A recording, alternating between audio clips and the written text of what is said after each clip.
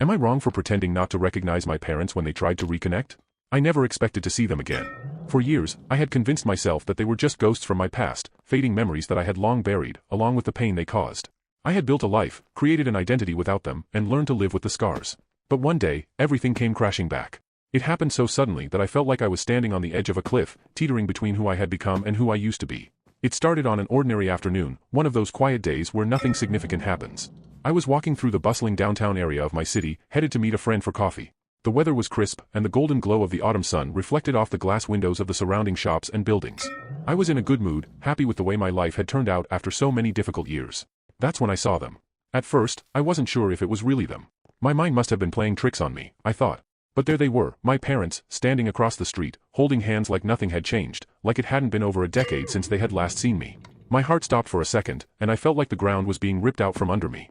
I froze, rooted to the spot, unsure of what to do. A rush of emotions hit me, anger, fear, confusion, but most of all, betrayal. Seeing them there, so casually strolling through the city as if they hadn't abandoned me when I was just a kid, felt like some kind of twisted joke.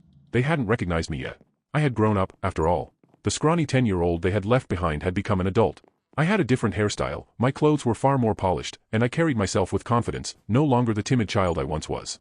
I could have walked away. I could have pretended that I hadn't seen them, just like they had pretended I didn't exist all those years ago. But instead, I stayed. And I made a choice that I'm still not sure I should feel guilty about. I watched as they crossed the street, heading in my direction. My breath quickened as they got closer, their faces coming into sharper focus. My mother, her hair now streaked with gray, was smiling softly at my father, whose face was more weathered than I remembered. They looked older, but somehow still the same. Still the people who had walked out of my life without so much as a second thought. Then it happened, they looked right at me. And that's when I made my decision. I plastered a neutral expression on my face and turned away, as if I was just another stranger on the street. I wasn't the person they thought they knew anymore. I didn't know them anything. But they didn't just pass by. Of course they didn't. They stopped. My mother's voice cut through the noise of the city, uncertain but familiar. "Excuse me, is that? No, it couldn't be. Is that you?" I turned back to them, my heart pounding. "Sorry, do I know you?" I said calmly, as if they were just two random people trying to make small talk. The look on their faces was one I'll never forget. It was as if they had been punched in the gut.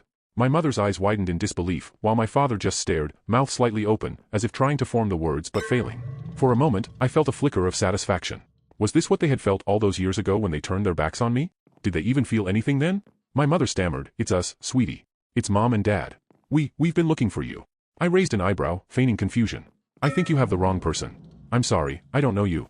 My father finally spoke, his voice cracking with emotion. "It's been a long time. We know we made mistakes. But we just want to talk." Mistakes? That's what they called it? Mistakes? Abandoning your only child, leaving them with no explanation, no contact, and no support for more than a decade was a mistake? I wanted to scream at them, to tell them everything I had gone through because of them. I wanted to remind them of the nights I spent crying myself to sleep, wondering why my own parents didn't love me enough to stick around. I wanted them to feel the pain they had caused me. But instead, I took a deep breath and kept my voice steady. "I'm sorry, but I really don't know who you are. I think you must be mistaken." I could see the cracks forming in their composure. My mother's eyes filled with tears, and my father looked like he was about to crumble. They had expected a tearful reunion, maybe even some forgiveness. But what they got was a stranger, someone who had erased them from their life as thoroughly as they had erased me from theirs. They tried again, of course. My mother reached out, placing her hand on my arm. "Please, just hear us out. We've been searching for you for years. We regret what happened. We were in a bad place back then, and we made some terrible decisions, but we've changed. We're different now." Her words washed over me, but they didn't penetrate the walls I had built around myself. It was too late. Way too late. "I'm sorry," I said again, pulling my arm away gently. "But I'm not the person you think I am."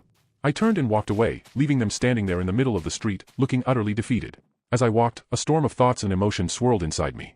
Had I been too harsh? Should I have at least listened to what they had to say? But then I reminded myself of all the years I had spent waiting for them to come back, of how I had clung to the hope that they would show up one day and explain everything. And when they didn't, I had to learn to live without them. I had to pick up the pieces of my shattered life and make something of myself, all on my own. They didn't deserve to just waltz back into my life and expect forgiveness. Still, as I sat down at the cafe where I was supposed to meet my friend, I couldn't shake the feeling of guilt creeping in. Maybe it wasn't my responsibility to forgive them, but was I wrong to pretend like I didn't know them? Was it wrong to deny them the chance to even speak? Over the next few days, the encounter replayed in my mind over and over again. Every time I thought about it, I felt a different emotion: anger, sadness, relief, guilt. I had spent so long convincing myself that I didn't need them, that I was better off without them. But seeing them again had stirred up all the emotions I thought I had buried for good. My friend, who I confided in about the whole situation, told me I was right to protect myself. "They didn't care about you for all those years," she said. Why should you care about them now? They abandoned you, and you don't owe them anything. Part of me wanted to believe her. After all, she was right about one thing, I didn't owe them anything. But another part of me couldn't help but wonder if I had made a mistake. Maybe they had changed. Maybe they really did regret what they had done. And maybe, just maybe, they deserved a second chance. A week later, I received a letter in the mail. It was from my parents. I stared at the envelope for what felt like an eternity before opening it, my hands trembling slightly. Inside was a handwritten note from my mother. She apologized again, in more detail this time. She explained how, when I was younger, they had been going through a financial crisis and had made the terrible decision to leave me with a relative while they sorted things out. But things didn't go as planned, and they ended up losing touch. She wrote about how they had searched for me for years, but by the time they were ready to come back into my life, they couldn't find me. I know we failed you, she wrote. And I know you don't owe us anything. But please, if you can find it in your heart to give us a chance to make things right, we would be forever grateful. I read the letter several times, trying to decide how I felt about it.